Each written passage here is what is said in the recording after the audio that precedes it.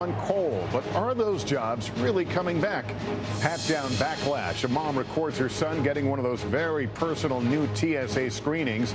The video sparking outrage. Are they going too far? NBC News exclusive. Former Trump campaign chairman Paul Manafort under scrutiny over ties to Russia. We're on the Manafort money trail, tracking payments from a Russian tycoon to an island tax haven. Breakthrough skin treatment, an amazing transformation for people suffering from severe eczema. New hope for patients. And the end of ATM cards, the new technology to take out cash and protect your money. Nightly News begins right now. From NBC News World Headquarters in New York, this is NBC Nightly News with Lester Holt. Good evening. After suffering defeat in Congress on his promise to replace Obamacare, President Trump returned back to the executive order route today to try and deliver on another major campaign vow, bringing back a dying coal industry. It's a jobs move that, like the health care gambit, entails shredding another major piece of the Obama legacy. In this case, regulations meant to protect the environment. Tonight, the president's action is sparking celebrations in coal country, outrage from environmentalists, and big questions over whether some of those jobs can ever come back. NBC's Kristen Welker has details. To our great Vice President. As President Donald Trump struggles to find his footing in an attempt to show strength today by obliterating his predecessor's record on the environment, a move he says will create jobs. We will put our miners back to work.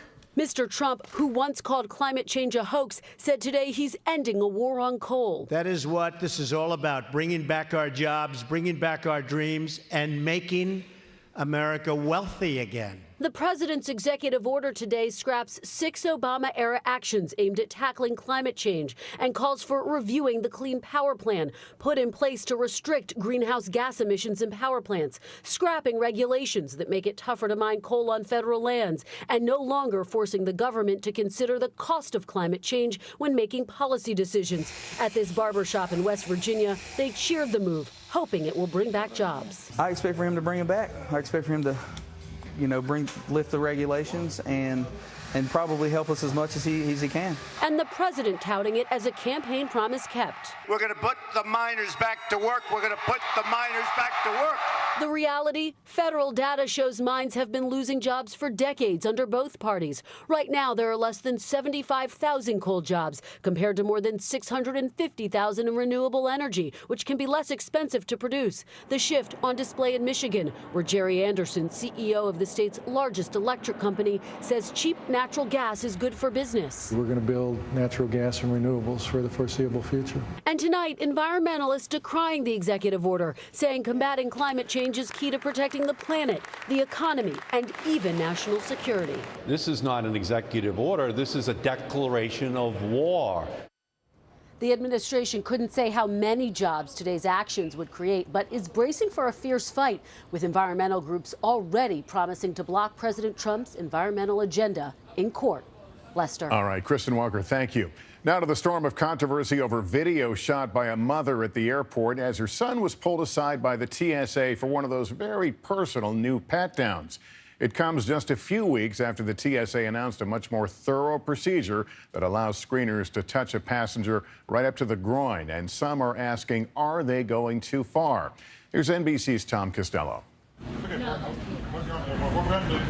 13-year-old Aaron Williamson was barefoot in a T-shirt and shorts when he was pulled aside for a pat-down at DFW Airport. A pat-down that lasted a full 2 minutes. Whenever this officer was touching me in certain areas, I was taught that nobody should touch you in that area. With a supervisor watching, the officer first checked Aaron's chest and back, then his waist and pockets, and Aaron's backside.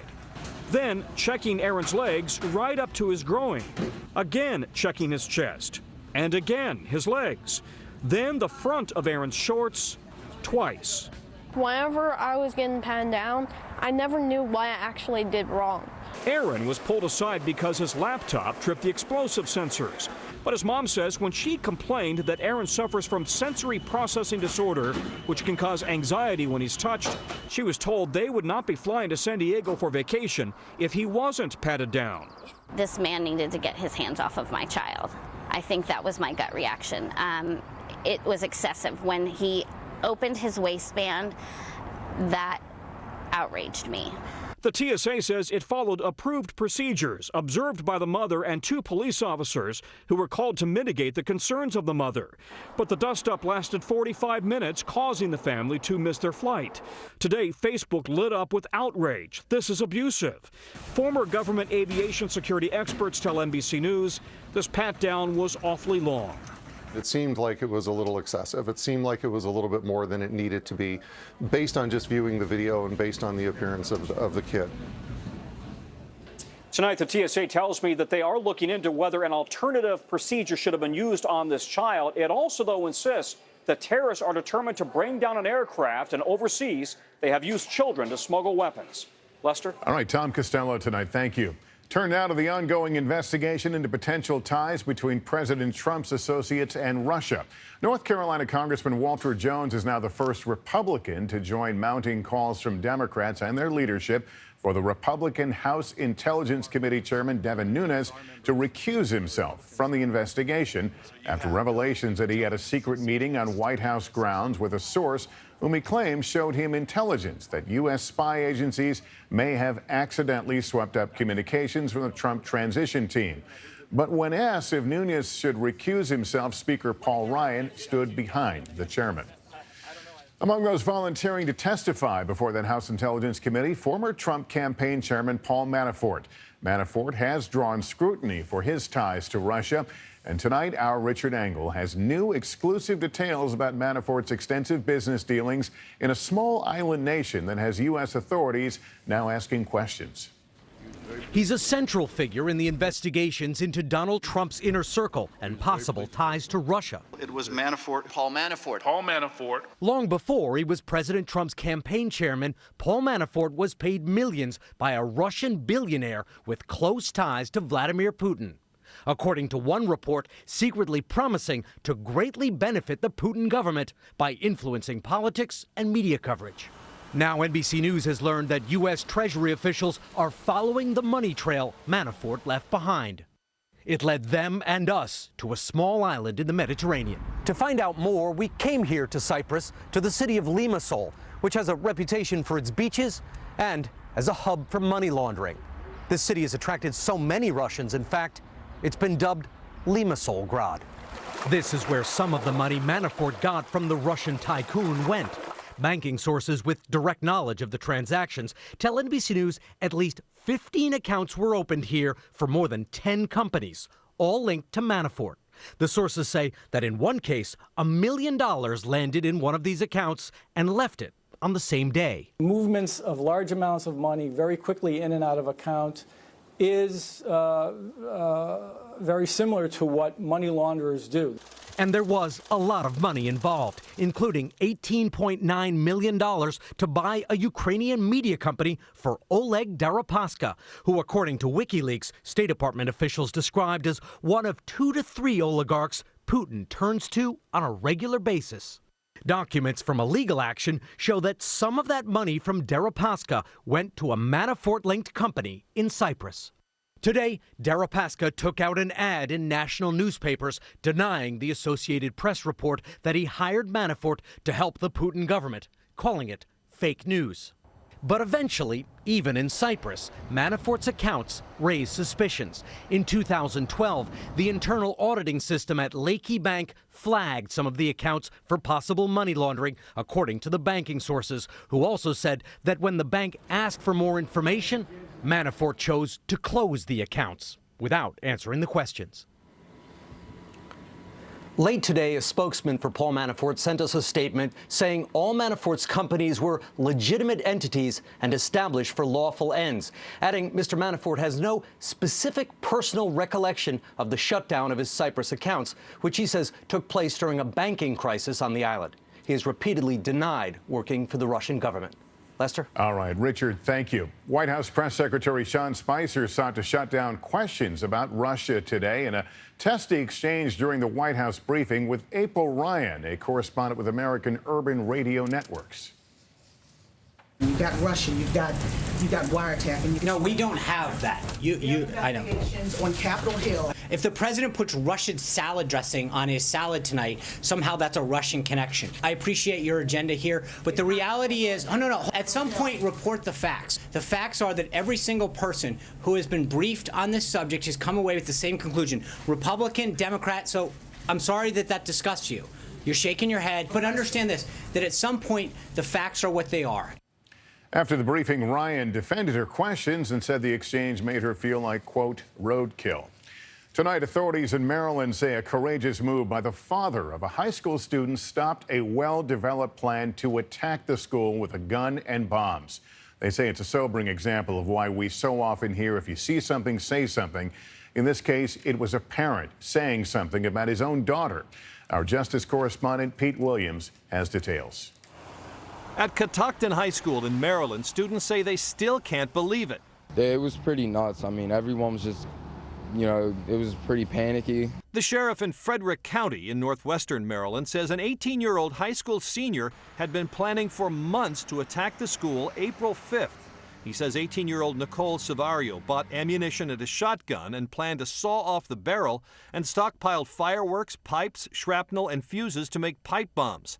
Last Thursday, investigators say the girl's father, who was already suspicious, discovered her highly detailed plan when he read her diary and made the difficult decision to report his own daughter to the sheriff's office. At one point, he might have found some shotgun ammunition in a backpack. Then when he saw the diary, he tied the two together. He thought, this is for real. I need to report this. Authorities say she was struggling with mental health issues, retreating into her attack plan. You could see the actual escalation of the frustration, the planning, putting things together, how she was going to pull this off. In a message to the community of Thurmont, Maryland, school officials say the father did the right thing. Whenever you hear or see anything that raises concern, you need to trust us and come to us so that we can do the right thing and handle it just like we did in this case. She was sent to a local hospital for evaluation. Authorities say she'll face weapons charges when she's released. The sheriff says he doesn't know whether she had the will to carry out her plan, but says it was real enough. Pete Williams, NBC News, Washington.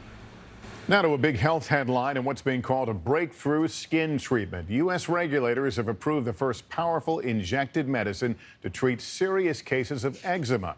It's expensive, but as NBC's Ann Thompson shows us, it offers life-changing relief for people who've tried everything else.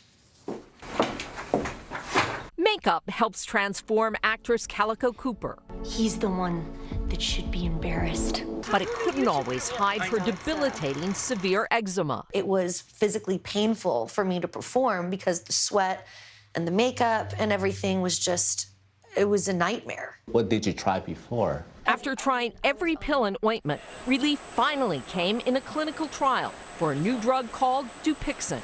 First, what happened was the itching went away. How about your arms? Yeah, arms are good too. On average, patients had a 70% improvement. It'll be a game changer for the treatment of eczema. The drug is injected every 2 weeks to calm an overactive immune system that causes the disease. But it's expensive. $37,000 a year. An allergic disease of your skin. Dr. George Yankopoulos, president of Regeneron, maker of Dupixent, expects insurance companies will help pay. There are going to be some people who hear it who say, that's just too expensive. What do you want those people to know? An important thing is to understand that coming up with an important new treatment for devastating disease that affects so many people doesn't come cheap. Regeneron and its partner Sanofi spent over $1.5 billion and 20 years developing what's expected to be a blockbuster for the companies and a life changer for patients. Calico Cooper will now be able to keep performing, following in the footsteps of her father, shock rocker Alice Cooper. I'm healthy and I'm able to work and wear makeup, wear sunscreen, I can put on my favorite perfume. Now unafraid to show the world who she really is. Ann Thompson, NBC News, Tarrytown, New York. Still ahead tonight, is this the end of ATM cards? The new way banks are letting you make cash withdrawals. They say it's more secure and will let you ditch your wallet with no swiping necessary. Also tracking the severe weather threat, putting millions of Americans at risk this evening.